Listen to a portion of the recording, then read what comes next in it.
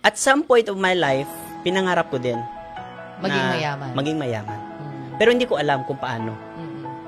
107,000 in 7 days. 7 days. Bago ang lahat, bakit ba Captain Charming? Ang una binigay sa akin is Captain. Oh. And then yung Charming, sa physical na siguro, Empress. Pwede kang mag-try na mag-call center. Call center. Call center. Yeah. Yeah. After ko, I graduated sa college. Doon ako nag-proceed na ako talaga, Empress, sa engineering na industry, which is automotive siya, dito sa Lapu-Lapu City. Nung 7 years ako, parang doon ko na-realize na kulang. And then, nabaon din ako sa utang because hindi ko din nalaman yung financial literacy.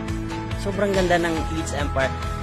First time ko na-experience, Empress, na may community na yung pinag-uusapan is pangarap.